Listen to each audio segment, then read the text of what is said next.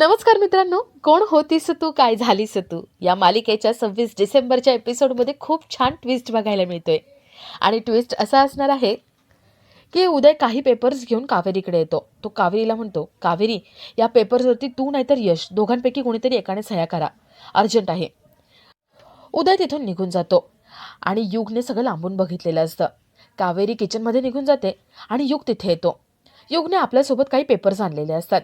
युग ते पेपर्स काढतो आणि मनात म्हणतो, काकूबाई, आता या पेपरच्या जागेवरती मी हे माझे पेपर्स ठेवणार.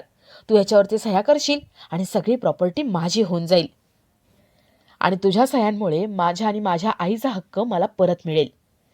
युग तिथे पेपर्स ठेवतो आणि लपून बसतो. कावेरी थोड्या वेळाने तिथे येते. ती सह्या करते आणि निघून जाते. युग धावत तिथे येतो आणि उदयने दिलेले पेपर्स तिथे ठेवतो आणि आपले पेपर्स घेऊन बघतो.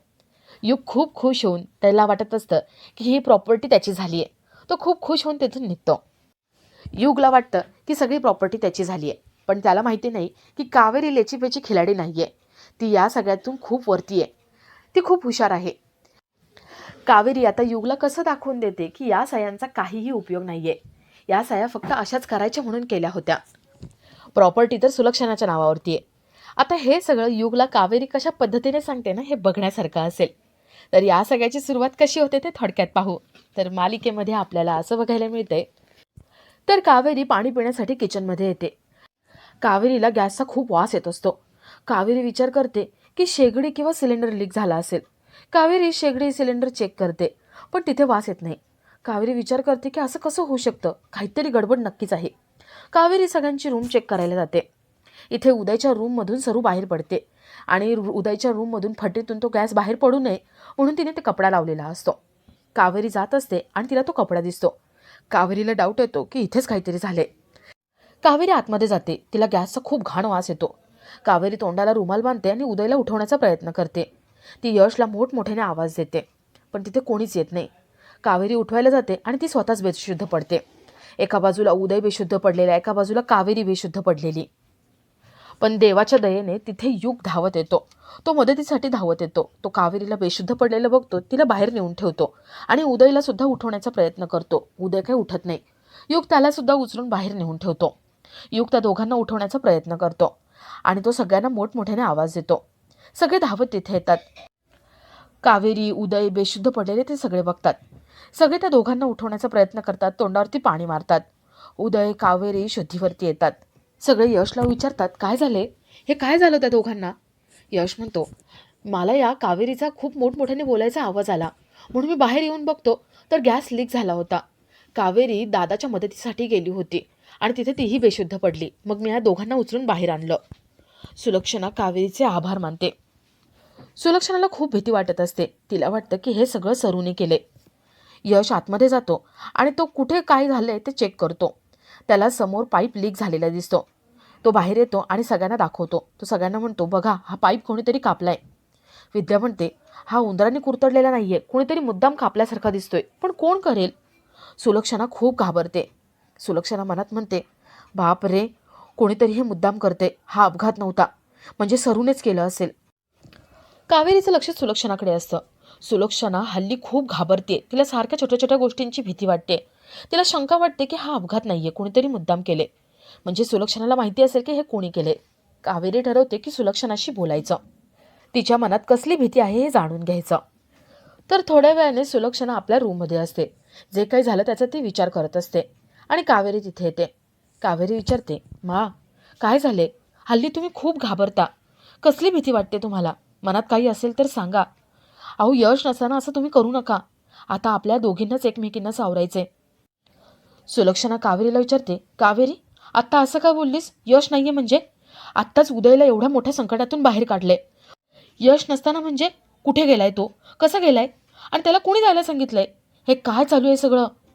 कावेरी म्हणते, मा, अहो, यश कामाला सुरुवात करणार आहेत, मग त्यांना बाहेर जावं लागेल. त्यावेळेस आपल्यालाच एकमेकींना सावरायचं आहे, सांभाळायचं आहे. तुम्ही स्वतःला त्रास करून घेऊ नका. मनात काही असेल तर मला सांगा. काय सांगायचंय तुम्हाला. सुलक्षणाला वाटतं की कावेरीला सगळं सांगून टाकावं, पण ती कावेरीला काहीच सांगू शकत नाही. ती फक्त कावेरीकडे बघत राहते. तर इथे युग तुटलेले पाईप घेऊन सरूकडे येतो. तो सरूला विचारतो, आई, हे सगळं कोणी केलं असेल, कोण यांच्या जीवावरती उठलं असेल? मला तर वाटतं ना कुणीतरी हे मुद्दाम केलं असेल. आणि आई, त्या उदयला मारण्याचा, त्याला संपवण्याचा आपला प्लॅन नव्हता. म्हणजे कुणीतरी यांच्या जीवावर उठले. कोण केलं असेल? सरू म्हणते, आपल्याला काय करायचंय? तू या सगळ्यात पडू नको. युग म्हणतो, नाही आई, अगं आपला काही दोष नसताना हे सगळं आपल्यावरती येईल. मला आता शोधून काढावंच लागेल हे कोणी केलंय ते. सरू त्याला समजवायचा प्रयत्न करत असते. सरू युगला म्हणते, युग, अरे त्यांची धुणी ते धुतील ना, तू नको धुत बसूस. युग म्हणतो, अगं पण हे एवढे चांगले लोक आहेत आणि यांच्या वाटेला असं कोण जात असेल? सरू म्हणते, हे बघ, तू साधा बोळा आहेस. तुला ही सुलक्षणा माहिती नाही कशी आहे ती.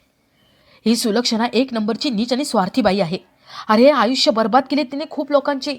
त्यामुळे अनेक लोक तिच्या जीवावरती उठलेत. या सुलक्षणाला ना फक्त स्वतःच्या मुलांचं पडले. कसं गोड गोड बोलते बघितलं ना? युग म्हणतो, हो, ती वाटत नाही मला अशी असेल. किती गोड आणि छान बोलते ती. सरू म्हणते, अगं अरे तो सगळा देखावा आहे. काही नाही आहे तिच्या मनामध्ये. आता पौर्णिमाचंच घे ना. पौर्णिमाचा नवरा मेला, दुसरं लग्न करून द्यायला नको होतं, पण नाही, तिने घरात ठेवलं पौर्णिमाला, मोलकरीण म्हणून ठेवलं. आता यश तर सोड रे, यश तर आपला आहे, त्याला पण मारून टाकलं. आणि ती यमू तिचीच मुलगी आहे ना, तिला पण सासरी पाठवत नाही आहे, इथंच ठेवलं आहे. अरे एकाचं नाही, अनेक लोकांचे आयुष्य बर्बाद करून टाकलेत तिने. इतरांचं वाईट केलं ना, कोणीतरी हिच्या वाईटावरती उठलंच असेल. आणि हे ना रडणं पडणं हे सिंपती मिळवण्यासाठी करते. हे बघ युग, तू मला वचन दे, तू त्या सुलक्षणाच्या गोड गोड बोलण्याला भुलणार नाही. आपलं मोटिव्ह काय आहे ते विसरणार नाही. युग आपल्या आईला वचन देतो. तो म्हणतो, मला तुझ्या डोळ्यात पाणी बघवलं जात नाही. आई, मी तुला वचन देतो, मी सुलक्षणाच्या गोड बोलण्याला भुलणार नाही. आपलं जे ध्येय आहे मी ते साध्य करणार. आपला हक्क मी मिळवणारच. युगला वेड्यात काढून वचन घेतलंय म्हणून सरूला छान वाटतं. तर इथे सुलक्षणा कावेरीला काहीच सांगू शकत नाही. कावेरी सुलक्षणाला वचन देते की हे ज्याने कोणी घडवून आणले त्याला लवकरात लवकर तुमच्यासमोर आणणार. तर दुसऱ्या दिवशी सगळे नाश्त्यासाठी बसत असतात आणि इथे सुलक्षणाच्या रूममध्ये सरू येते. ती सुलक्षणाच्या ज्यूसमध्ये एक गोळी टाकते आणि तेवढ्यात तिथे कावेरी येते. कावेरी म्हणते, मला माहिती होतं तुम्हीच हे सगळं करताय, म्हणून मी तुमच्या मागावर होते. आता तुम्हाला रंगे हात पकडले, तुम्हाला मी सोडणार नाही. कावेरी सरूचा हात धरून तिला फरफटत बाहेर घेऊन येते आणि सगळ्यांसमोर तिला ढकलून देते. युग खूप चिडतो. युग म्हणतो, माझ्या आईला तुम्ही असं ढकललत? युग कावेरी ते हात उगारतो. सुलक्षणा ओरडते. सुलक्षणा म्हणते, यश, ह्या काय प्रकारे? बायकोवरती का हात उगारलायस तू? यश म्हणतो, मा, अगं वयस्कर बाईवरती या हात उगारतायत, ही कुठली वागायची पद्धत आहे? सुलक्षणा विचारते, कावेरी काय झाले, यांना का ढकललेस तू? कावेरी म्हणते, आई, मा, मला आधीपासून वाटत होतं ह्या आहेत ना आपल्या वाईटावरती उठलेत, म्हणून मी यांच्यावरती शंका होती म्हणून नजर ठेवून होते. मी आत्ता बघितलं तुमच्या ज्यूसमध्ये गोळी टाकली होती. हा काय प्रकारे, यांना विचारा. युग आपल्या आईकडे बघतो. सरू मान खाली घालून उभी असते. सरूला वाटतं की संपलं, आता आपलं भांडं फुटलं. युग आपल्या आईला कसं वाचवायचं या विचारामध्ये असतो. तर कावेरीला वाटतं की कोणीच आपल्यावरती विश्वास ठेवणार नाही, सगळ्यांना पुरावा दाखवला पाहिजे. कावेरी एक पातेलं घेते आणि त्या पातेल्यामध्ये ज्यूस टाकते. खाली एक गोळी उरलेली असते. कावेरी सगळ्यांना ती गोळी दाखवते. कावेरी म्हणते, बघितलं ना, ही आहे गोळी. आता विचारा, या ज्यूसमध्ये गोळी का टाकली होती? हा सगळा काय प्रकार आहे? सगळेच तिच्याकडे रागाने बघत असतात आणि तिला जाब विचारत असतात. आणि आपला आजचा हा भाग इथेच संपतो.